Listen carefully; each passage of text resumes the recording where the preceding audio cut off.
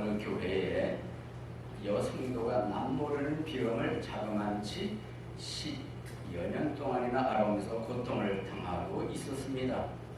어느 날 하나님의 은혜로 10여 년 동안 앓고 오던 남모르는 병이 놀랍게도 고침을 받았어요.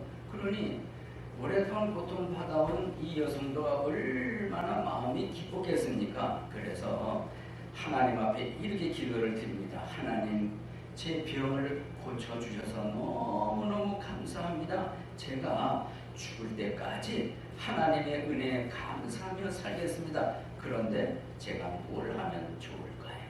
라고 기도를 드리고 있는데 머리를 스쳐가는 것이 있었습니다. 옛날에 대학 다니던 시절에 틈틈이 꽃꽂이 강습하는 거에 생각이 난 거예요. 그래서 다시 이렇게 기도를 드립니다. 하나님, 제 병을 고쳐주셨으니까 제가 죽을 때까지 교회 꽃꽂이로 봉사를 하며 살겠습니다. 꽃꽂이 봉사하겠다는 기도를 드렸습니다. 그래서 뭐 살림이 넉넉한 것도 아니지만은 살림에서 쪼개가지고 매 주일마다 예배당에 꽃꽂이로 봉사를 하기 시작을 했습니다. 그렇게 시작한 것이 이제 1년이 지나고 2년이 지나고 자꾸 이제 세월이 흘러가는데 글쎄 뭐 이런 소리가 들리기 시작을 하는 겁니다. 그러는 거야. 개뿔도 없는 주제에 있는 척하네. 이런 소리가 들리는 거예요. 개뿔도 없는 주제에 있는 척한다. 그게 이제 같은 믿음 생활하는 사람이 이런 얘기를 하는 거예요. 그래서 아니 뭐 그런 소리 하거나 말거나 그냥 참고 못 들은 것으로 하면서 열심으로 봉사. 또 이런 소리가 들리는 겁니다. 아니 잘하지도 못하는 게 꽃꽂이를 잘하지도 못하는 게 내가 발로 해도 그보다는 낫게 하겠다. 뭐 이런 소리가 막 들리는 거예요. 조금 지나니까 또 이런 소리가 들리는 겁니다. 목사님에게 잘 보이려고 여짓하는 거야. 뭐 하는 거야. 이런 소리가 또 들리는 겁니다. 그러기를 참고 지내온 게 4년이 됐대요. 그런데 계속해서 그런 말이 나오니까 이거 계속 해야 되나 말아야 되나 이런 생각이 들더라는 거죠. 그래서 어느 날은 참다 못해서 야 이거 더 이상 못 참겠다. 그래서 내가 있음으로 인해서 이러쿵 저러쿵 말 나오고 교회가 시끄러우니까 조용히 내가 차라리 떠나는 게 좋겠다.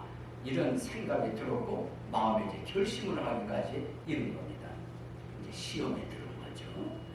시험에 들어도 단단히 들었습니다. 그랬는데 마침 그때 그 교회에 부흥회가 열렸어요. 뭐가 열렸다고요? 부흥회. 그래 부흥 강사님이 설교를 하시는데 뭐 이제 여러 가지 주제를 가지고 부흥회 말씀을 전하셨어요. 이제 그날은 이제 봉사와 관련된 주제를 가지고 이제 설교를 하셨는데 이 부흥 강사님이 이러고 설교를 하시는 겁니다.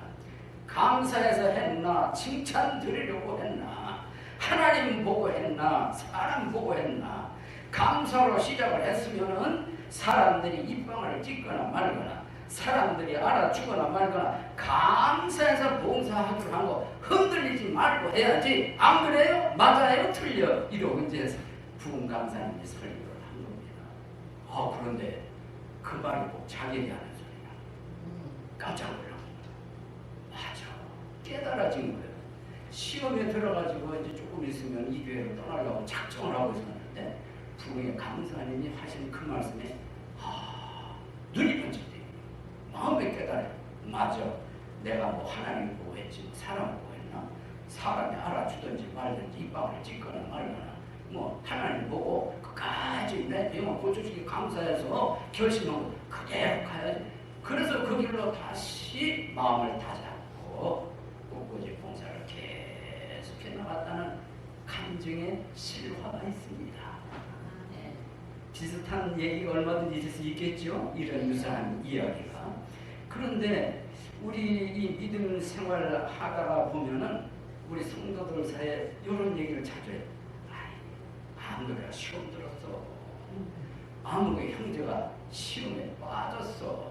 시험이라는 얘기를 주기도 하고 받기도 하고 어쩌면 우리 스스로가 시험에 걸리는, 시험을 당하는, 시험에 빠지는 이런 모습을 가질 수가 있습니다. 가만히 있어보자.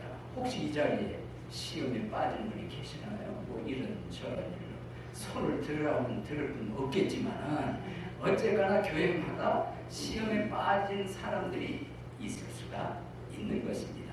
그래서 오늘 본문 야고보서 1장 12절 시험을 견디는 자는 복이 있나니 그가 단련을 받은 뒤에 주께서 자신을 사랑하는 자들에게 약속하신 생명의 관을 받으리라.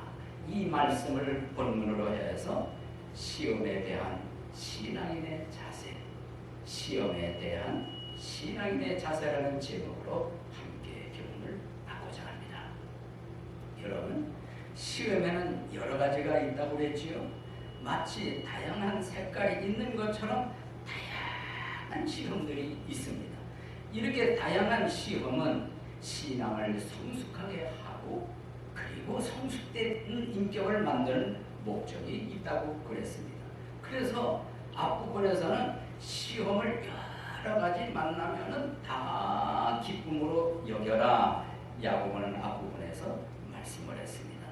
야고보는 유익을 주는 시험이 있을 때 어떤 자세를 또 가져야 하는지 오늘 저와 여러분이 읽었던 12절을 통해서 다시 한번 강조를 하고 있는 것이에요. 그래서 저는 이 12절을 중심으로 해서 시험을 당할 때 신앙인들이 가져야 할 자세 3가지를 말씀드리려고 합니다.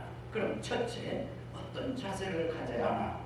견디는 자세를 가져야 하는 거예요. 견디는 자세. 12절 상반절에 그렇게 말씀을 합니다. 시험을 견디는 자는 견딘다는 말씀을 해주고 있습니다. 이 의미는 잘 아시지요? 잘 참는 거예요. 그리고 꾸준히 이어나가는 거예요. 무엇을? 신앙을.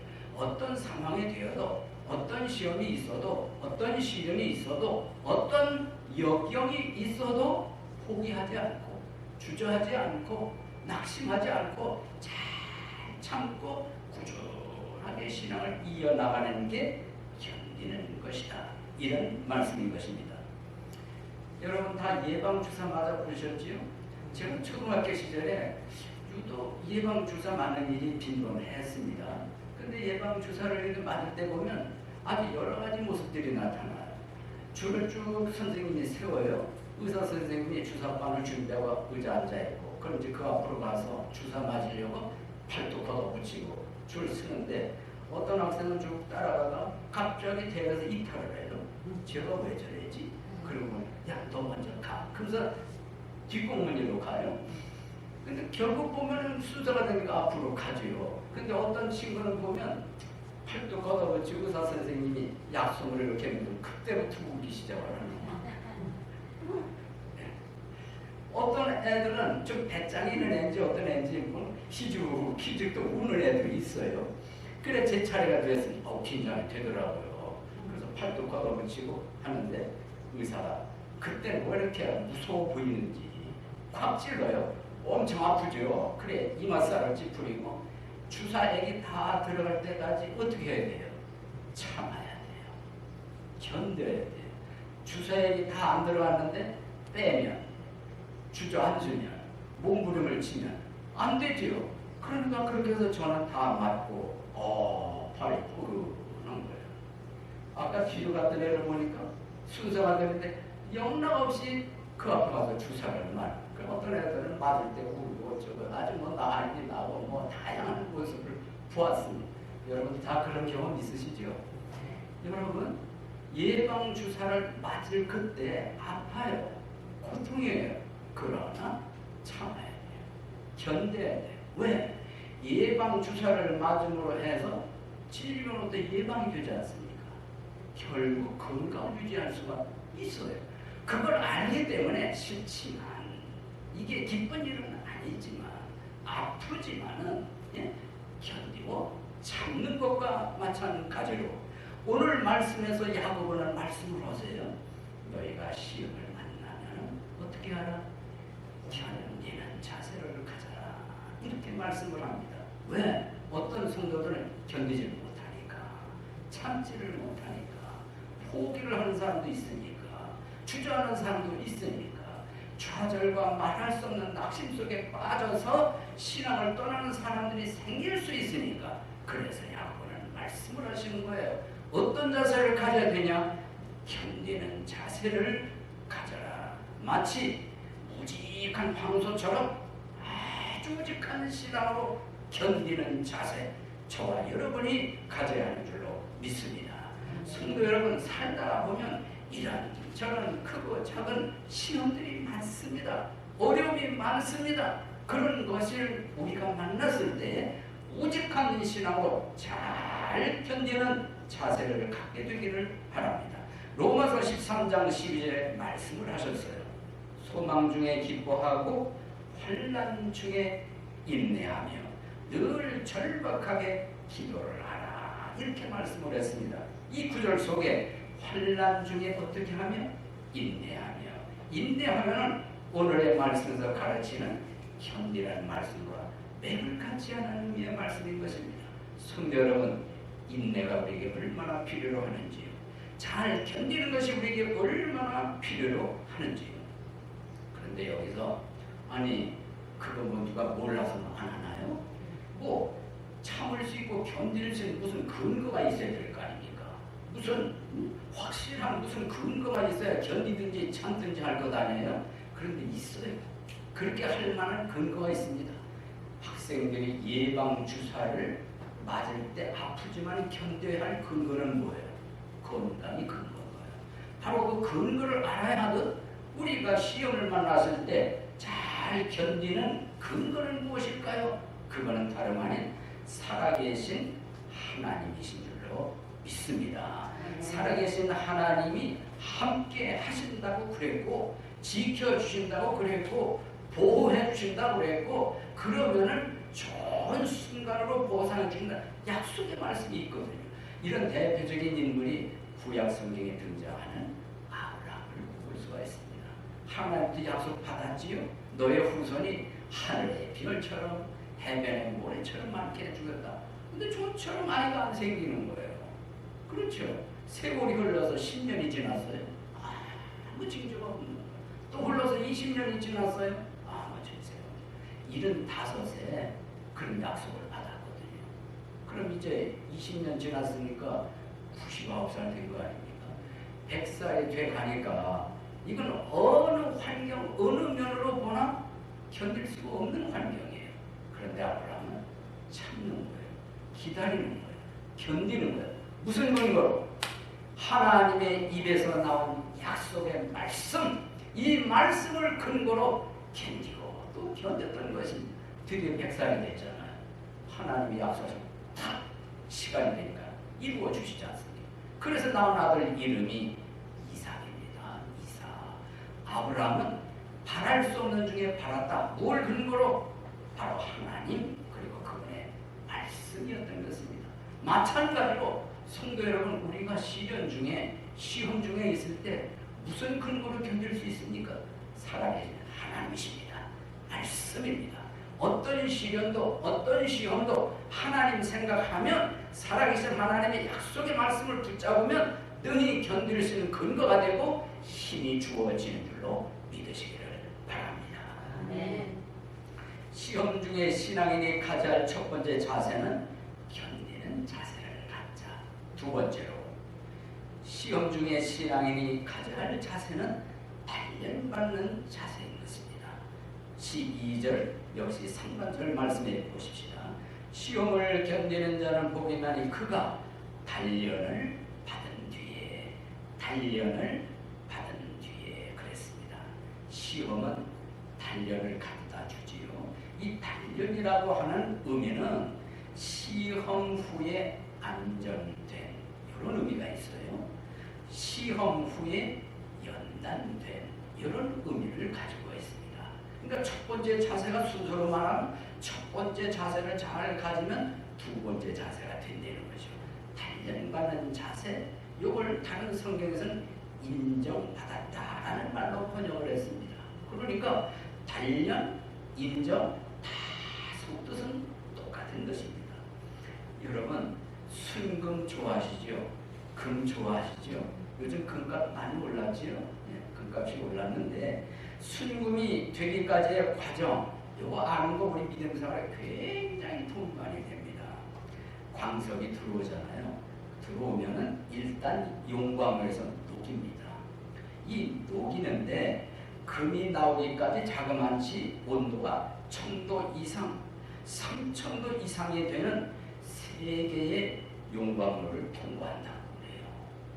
굉장히 높은 용광로죠. 그런데 말하자면 신앙으로 말하면 혹독한 시련, 혹독한 고난을 통과하고 극복하는 것으로 이해가 되는 것입니다. 그런데 이 재련 과정에서 금은 비중이 높아가지고 재련과는 금이 밑으로 가라앉는데요. 그리고 불순물은 위로 든다는 것이죠. 그런데 재련 과정에서 제일 중요한 게 뭐냐? 온도. 너무 높아도 안 되고 너무 낮아도 안 된다는 겁니다. 그래서 이 재련사들 사이에 서로 주고가는 유명한 단어가 있대요. 적당히. 이거는 없어야 된대요. 그만큼 섬세하게, 아주 섬세하게 봐야 되고 과정을 거쳐야 된다는 이런 얘기가 되는 것입니다. 마지막 불순물이 제거되고 금의 표면이 이 장력을 일으켜가지고 발판하게 펴진대요. 그러면은 이때 금의 표면 위에 재련하는 재련사의 얼굴이 본이 비친대요. 그러니까 거울보다 더 선명하게 금의 얼굴이 비치면 이때가 뭐냐? 순금이 나왔다. 이렇게 말을 한대요. 그런 다음에 얼마나 순도가 높은 금이 되느냐는 판가름이 나는데 그 판가름의 표기가 49이라고 한대요. 9가 몇이다 이런 거예요. 99.99 59도 있대요. 99.99 69도 있대요. 99.9999 네 번 했나요? 99 7라인도 있대요. 그러면은 99점, 그 다음에 9가 7번 나오는 거죠. 99. 그러니까 순도가 제일 높은 금은 뭐냐? 마지막에 말씀드린 7라인이라는 거죠. 이거야말로 최고의 가치가 있는 순금이라는 겁니다. 예. 그런데 이렇게 7라인이 되기까지 거치는 재련 과정은 쉽게 아니에요. 용광로를 몇 번 거치죠. 불순물을 다 제거해야 되죠. 재련사들이 한눈 팔면 안 되죠. 그런 과정을 잘 섬세하게 거친 다음에 뭐가 나오냐? 7라인이 나온 거다.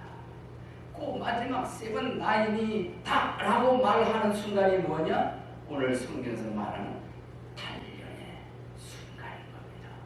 인정받는 순간인 겁니다. 이것이 우리 믿음 생활에 얼마나 많은 교훈을 주는가. 그래서 서두에제가 말씀을 드린 겁니다. 성도 여러분, 우리 삶 속에는 불같은 시련이 많아요. 불같은 시련이 많습니다. 이런 것이 많으면 많을수록 뭐가 제거가 될까요? 신앙생활하는 그 사람의 불순물이 제거가 되는 거예요. 믿으면 아멘. 찌꺼기가 제거되는 거예요.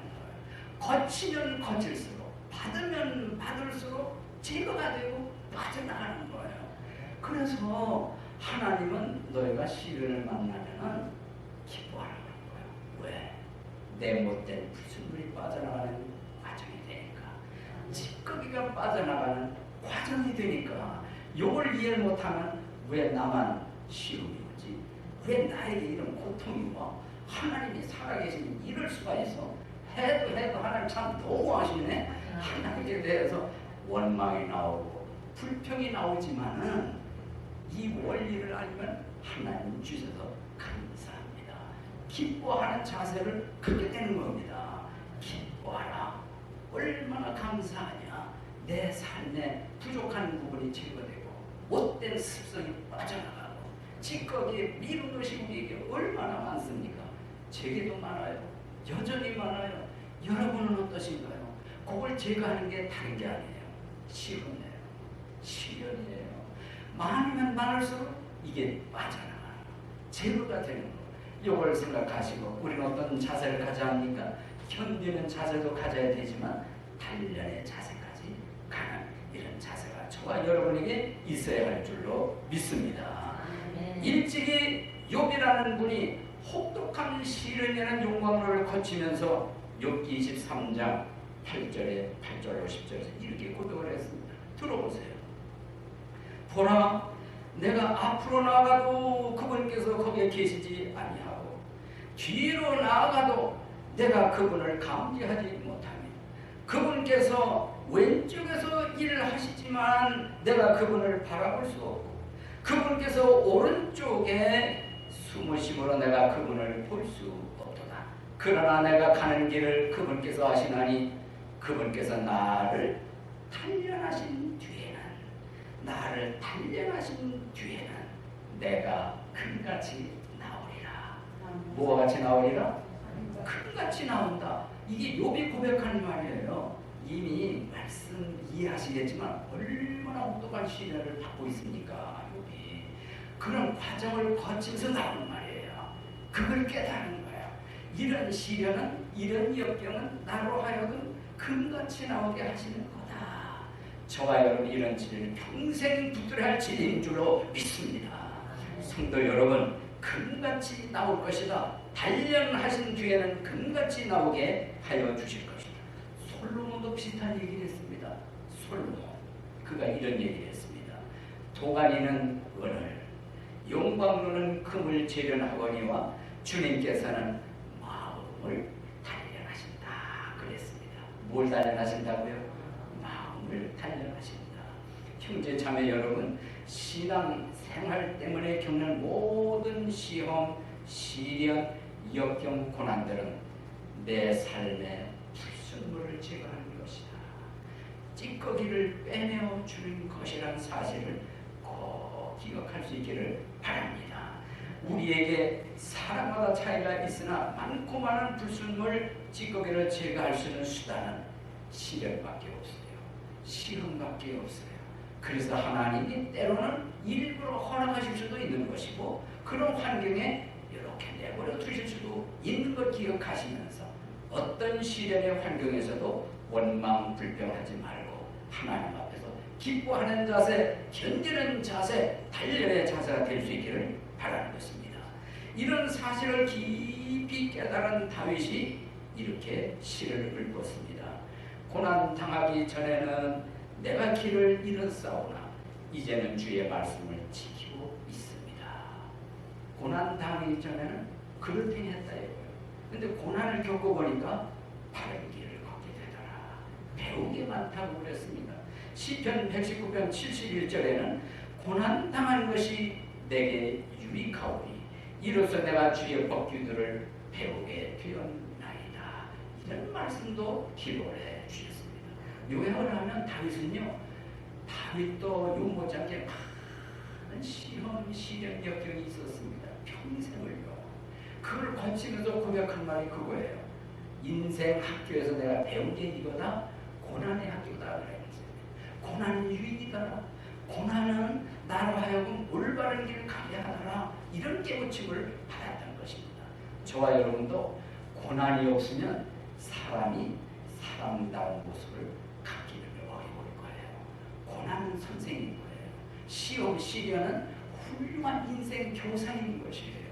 그래서 고난이 올 때마다 싫어하지 마시고 낙심 실망하지 마시고 그걸 그대로 받으시면서 견딜 수 있는 자세로 나갈 수 있게 되기를 바라는 것입니다. 시험 속에서 신앙인이 가져야 할 자세, 첫째는 견디는 자세라고 했습니다. 두 번째는 단련받는 자세, 즉 인정받는 자세, 마지막 세 번째는 주님을 사랑하는 자세를 가져야 한다고 오늘 본문에서 말씀하고 있습니다. 역시 12절 이제 하반절을 보시면 그가 단련을 받은 뒤에 주께서 자신을 사랑하는 자들에게 여러분 이렇습니다. 시험이 왔어요. 견디고 있어요. 단련 자세로 나가고 있어요. 그러면서 그 자세는 주님을 사랑하는 자세여야 된다. 이런 말씀이 되는 것입니다. 주께서 자신을 사랑하는 자들에게 불같은 시험, 혹독한 시험이 있어도 그 속에서도 주님을 향한 사랑하는 신앙이 변하지 말아야 된다. 변화돼서는 안 된다. 꾸준하게 이어가야 된다는 말씀인 겁니다. 여러분, 욥에 대해서 다시 한번 말씀드릴게요. 욥이 큰 부자라고 그래서요, 가축대들 합하면 수만 마리가 돼요. 그런데 순식간에 다 잃어버립니다. 전 재산을요. 키우던 종들도 칼날에 죽습니다. 이런 보고를 종으로부터 들었어요. 기가 막히죠. 한순간에 다 잃어버렸으니까. 만일 오늘날로 말하면 큰 회사를 경영하고 있는데 회사가 완전히 부상망한 거랑 다름이 없는 거예요. 엄청난 충격이자 시험이자 시련이죠. 근데 이걸로 끝난 게 아니에요. 조금 있다 보니까 또 다른 종이 와서 보고를 합니다. 주인님, 큰일 났습니다. 왜? 주인님의 아들, 딸들이 맏형집에서 음식을 먹고 있는데 갑자기 큰 바람이 불어오더니 그 집 내무트기를 쳤습니다. 폭삭 무너졌습니다. 그 안에 있던 10명이 순식간에 다 죽었습니다. 여러분, 한 명 죽어도 부모의 심정 아시죠? 한 명도 아니고 5명도 아니고 10명이 순식간에 집 무너지는 그 자리에서 죽었어요.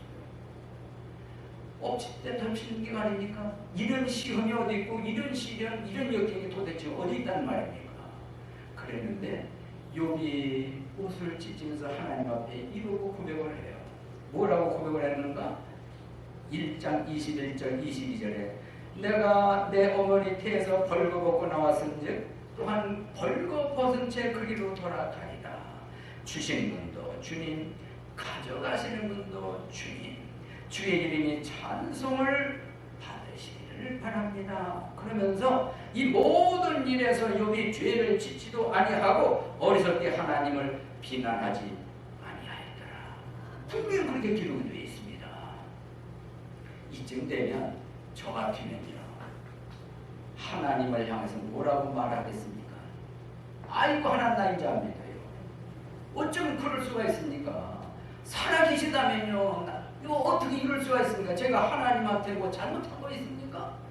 그러면서 원망, 불평 이렇게 하겠지요. 하나님 나 이제 더 이상 안 믿는다고. 하나님 살아계시면 어떻게 이런 일이 생기냐고.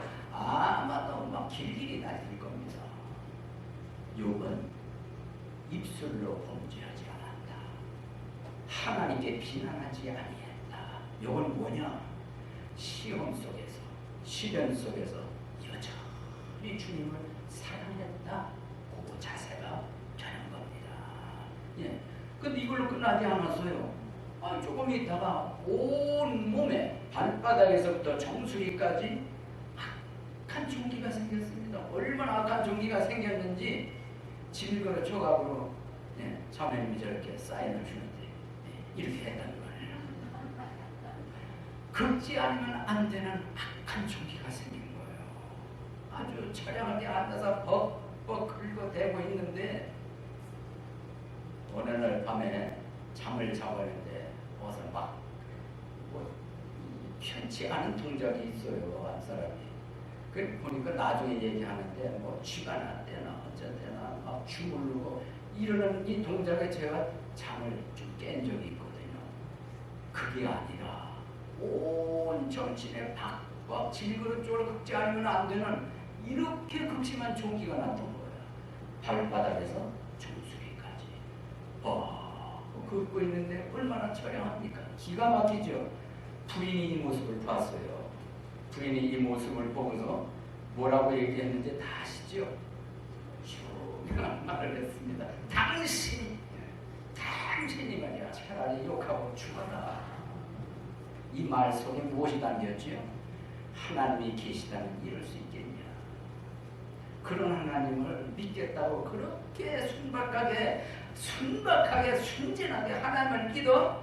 차라리 하나님 욕하고 죽어. 아이고 죽어 양반아. 이런 얘기거든요. 충분히 상상이 되시죠? 부인이 그런 말을 했습니다. 우리 주변에도 얼마든지 있을 수 있는 이야기예요. 그럴 수 있습니다. 그런데 이러한 부인의 말을 들은 욥이 뭐라고 대답을 했나요? 아주 역시 유명한 말을 했습니다. 당신이 어리석은 여자들 중에 하나가 말하던 말 아니 무슨 까닭이요? 우리가 하나님 손에서 좋은 걸 받았으니 나쁜 것도 받지 않겠소. 그리고 이 모든 일에서 욥이 자기 입술로 죄를 짓지 아니했다 라고 나옵니다. 이렇게 되면 고개도 끄덕끄덕 해야 되고 아멘도 되어져야 마땅하죠. 근데 저는 강요하지 않아요. 그러라고 여러분 협박하지도 않습니다. 중요한 것은 우리가 문장으로 읽어서 그렇지 현장에서 그걸 봤다. 이런 충격적인 사건입니다. 그렇게 엎친 데 덮친 경우로 재산 다 잃어 자녀 다 잃어 스스로의 몸에 전신에 종이 나서 기가 막힌 이런 환경에 처해 있는데 부인은 거기다 대고 그래도 신앙을 지키냐고, 그래도 하나님을 믿냐고, 그래도 하나님 사랑하냐고 차라리 욕하고 죽으라. 기가 막힌 얘기죠. 거기다 대고 답변 남편의 말을 하나님이 좋은 것도 주셨으니 나쁜 것도 주지 않겠냐고. 그래서 입술로 죄를 안 지었다. 여전히 하나님을 사랑했다. 하나님을 향한 신앙 변하지 않았다. 여전히 하나님을 사랑하고 있었다. 이 기록인 겁니다. 성도 여러분, 그런가 하면 우리 신약 성경에 신앙의 극과 극을 뽑았던 사람이 있어요. 예수님의 제자 중에 한 사람이었어요.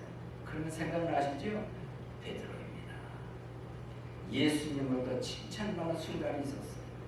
야, 너 참 신앙 고백 잘했다, 맞다. 그런데 겟세마네 동산에서 시험에 들지 않게 깨어서 기도 좀 해라. 내가 저기 가서 기도하마. 그런데 예수님은 피땀 섞인 기도를 흘리다 드리는데 정작 예수님의 제자들은 어떻게 했어요? 전부 드르렁 불안들었습니다. 베드로도요. 거기서 실패가 시작이 되면서 예수님을 잡는 무리들이 다 왔지요. 깨고 보니까 베드로가 옆에 칼을 차고 있었는데 뭐 예수님을 잡으러 이런 나쁜 놈들 칼을 잡혀가지고 내리쳤잖아요. 말고라는 사람이 귀가 떨어져 나갔습니다. 예수님이 베드로야, 네 칼을 칼집에 칼을 쓰는 자는 칼로 망한다. 거기서 책망을 들었어요. 그리고 나서 예수님이 붙잡혀 갔지 않습니까? 베드로는 여전히 실패가 계속되고 있습니다. 아니 법정에서 너 예수님하고 한 패지?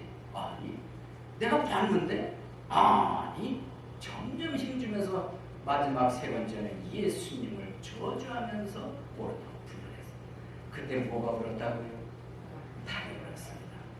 닭 우는 소리를 듣고 생각이 난 거예요. 내가 오늘 밤 닭 울기 전에 3번 나를 부인하리라. 이 말씀이 생각이 나서 밖에 나가서 심히 울었다고 그랬습니다. 저는 상상컨대 땅바닥을 치면서 통곡을 했다는 생각을 해요. 그 눈물은 어떤 눈물이지요? 스스로에 대한 눈물이에요. 아니 내가 주님을 다른 사람은 다 부인하고 버릴지라도 나는 절대로 안 버린다고 이렇게 호언장담을 했는데 내가 예수님을 욕하고 배반하고 모른다고 부인하다니 스스로에 대해서 동안에 들을 수 없는 것입니다. 그리고 나서요 예수님이 부활하셨죠. 십자가에 달리신 다음에 그때까지도 긴가민가합니다. 그러면 결국 아이고 고기 잡으러 간다. 베드로가 고기 잡으러 나왔으니까 그럼 나도 같이 가. 몇 사람이 따라갔었어요. 티베리아 바다입니다. 밤새도록 고기 한 마리를 못 잡아요. 힘은 힘대로 들고 지칠 대로 지쳤습니다. 한 마리 못 잡는데 시간은 흘러 새벽이 되었어요. 아침이 되었어요. 바닷가에 예수님이 서 계셨습니다. 부활하신 예수님이죠. 제자들이 몰라봅니다. 예수님이라는 걸 모릅니다. 예수님이 말을 걸었어요. 얘들아 너에게 고기 있냐? 고기 잡았냐? 제자들이 예수님을 모르고 웃다고 한 마리도 못 잡았다고 밤새도록 수고를 했는데 못 잡았다고. 그때 예수님이 이러고 얘기를 하시죠. 그물을 배 오른편에 던져라. 믿거나 말거나 이 제자들이 그물을 배 오른편에 던졌잖아요. 당기는데 감이 오는 거예요. 오, 묵직합니다. 잘 안 당겨옵니다. 어이구 이거 웬일이냐? 밤새도록 수건에 한 마리 못 잡는데 이게 웬일이지? 여러분, 그물이 찢어질 정도로 잡힌 거예요. 큰 고기가 숫자 아시지요? 153마리 잡혔습니다. 그 순간에 예수님이라고 알아차린 거예요. 그때 예수님이 이리 오너라. 바닷가로 불러내시지요. 예수님이 그들에게 먹을 걸 주세요. 빵도 주시고 물고기도 주십니다. 그래서 서로 주고받는 제자들이 당신 누구냐고 묻는 이가 없어요. 왜? 그때는 이미 다 알아차린 거예요. 누구라고? 부활하신 예수님이라고 다 알아차린 겁니다. 먹으면서 얼마나 따뜻한 시간입니까? 밤새도록 수고한 제자들, 지칠 대로 지친 제자들, 부활에 대한 확신이 없어서 긴가민가 하는 제자들을 불러내가지고 따뜻한 먹을거리 제공하여 주시면서 그 얼마나 따뜻한 시간이에요. 그때 많은 감정들이 제자들 마음속에 스며들었을 겁니다. 확신이 생긴 거예요. 그럴 찰나에 예수님이 베드로를 쳐다보세요. 베드로야, 내가 이것들보다 나를 더 사랑하느냐? 그랬더니 베드로, 내가 주를 사랑한 줄 주님이 아십니다. 그래, 내 양들 먹여라. 아, 그리고 끝나는 게 아니야.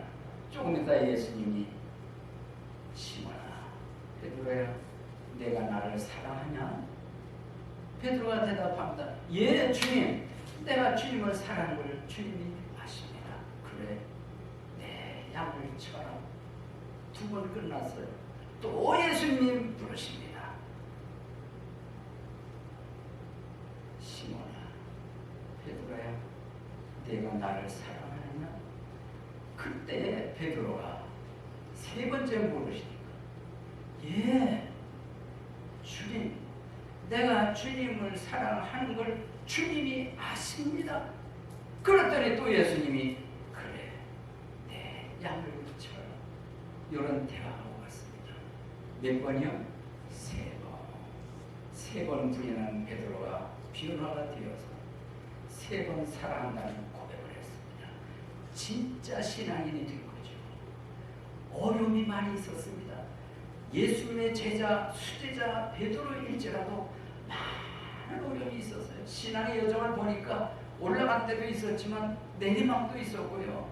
예수님을 모른다고 세 번이나 부인한 이런 베드로를 외면하지 않으신 예수님, 품어주신 예수님, 그러면서 음식 먹여주면서 물으시기를, 내가 날 사랑하냐? 세 번 물으셨을 때 세 번 다 사랑한다고 고백을 했습니다. 성도 여러분, 베드로의 사랑한다는 고백, 주님을 사랑한다는 고백, 저와 여러분들 이 생 살아가는 동안 신앙의 삶 속에서 있어야 되는 줄로 믿습니다. 어려움이 있어도, 시련이 있어도, 환난이 있어도 시련 속에서 신앙인이 가져야 할 자세, 셋째는 주님을 사랑하는 자세를 가져야 하는 줄로 믿습니다. 성도 여러분, 우리 예수님께서 야고보를 통해서 수신자들에게 주신 교훈, 여러 가지 시험 역경을 만나면 세 가지 자세를 가져라. 하나는 견디는 자세, 둘째는 달려의 자세, 인정받는 자세, 셋째는 주님을 사랑하는 자세를 가져라. 이걸로 끝나면 안 돼요. 약속이 있는 거예요. 두 가지가 있는 거예요. 그 두 가지, 첫째는 그렇게 하면 복이 있느니라. 복이 있나니. 복이 있다고 말씀을 했습니다. 아, 예수님을 닮은 표현이에요. 복이 있나니. 예수님이 산상수원에서 마음이 가난한 자는 뭐가 있나니? 복이 있나니. 복이 있나니. 복이 있나니. 예수님처럼, 예수님의 말씀처럼 복이 있다. 둘째는 뭐가 있냐? 약속하신 생명의 관, 생명의 멸관이 있다고 말씀을 했습니다.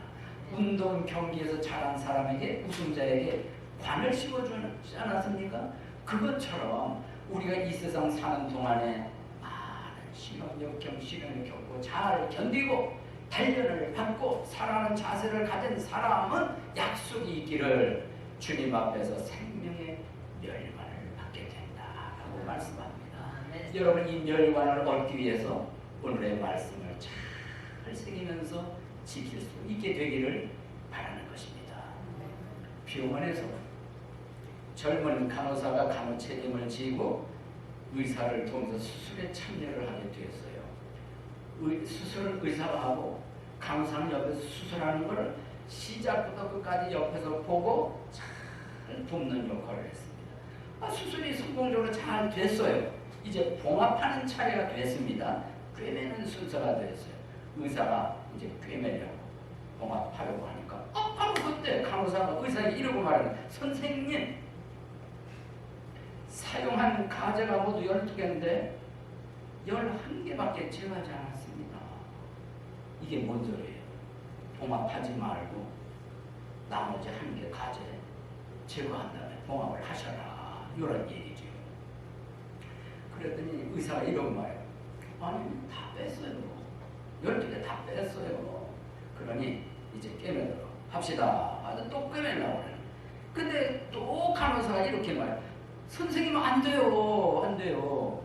분명히 12개를 사용했지 않습니까? 하나 빨리 찾아 제거한 다음에 봉합을 하라, 이런 얘기죠. 그랬더니 의사가 내가 책임지겠어. 이제 봉합을 합시다. 그랬더니 또 간호사가 선생님, 그렇게 해서는 안 되지요. 안 되지요. 아주 당황하게 얘기를 하는 겁니다. 그때서야 의사가 할 수 없다는 듯이 미소를 짓면서 이러고 얘기를 합니다. 자기의 한쪽 발을 치우고 거기 떨어져 있는 가지를 보여줍니다. 그리고 하는 말이 미안해요. 내가 당신의 성실함과 능력을 시험을 해본 겁니다. 시험을 해본 겁니다. 당신은 아주 훌륭한 간호사가 될 자격이 충분합니다. 여러분, 그 장면 상상이 되시지요? 상상이 되시지요? 간호사가 얼마나 기뻤겠습니까? 자기 성실하게 한 일 한 거예요. 의사가 했어요. 그렇지만 의사를 하면서 이 간호사가 정말 훌륭한 간호사가 될까 안 될까를 모르게 시험을 하는 거예요. 여러분, 하나님도 그렇게 하시지 않을까요? 요 강한 자녀가 되는지 안 되는지 때로는 흔들어 볼 수도 있어요. 시험을 칠 수도 있어요. 아니, 시험을 하시는 분이에요. 우리 유익을 위해서, 하나님의 백성들의 든든한 신앙을 위해서, 대개 신앙인의 유익을 위해서 시험을 허락하시는 거예요. 그러니까 여러분, 하나님이 시험 허락 안 하시는 분을 생각하면 안 됩니다. 허락하시는 분이고 실제로 시험하시는 분이라는 걸 기억을, 하나님 아브라함 시험하셨잖아요. 예, 그런 의미에서 하나님 앞에 시험이 왔을 때 하나님, 이 시험 좀 없애주세요, 오지 않게 해주세요, 엉엉 울면서 기도할 것이 아니라, 하나님 필요하다면 시험을 주세요. 내게 유익이 되다는 시험을 주시고 극복하고 이겨나갈 수 있는 힘, 믿음을 주옵소서. 이렇게 기도함이 마땅한 줄로 믿습니다. 오늘의 말씀이 큰 교훈이 되어서 신앙인으로서 합당한 자세를 가지시는 우리 샬롬 진역의 성도 여러분 되시기를 우리 주님의 이름으로 축복합니다. 아멘.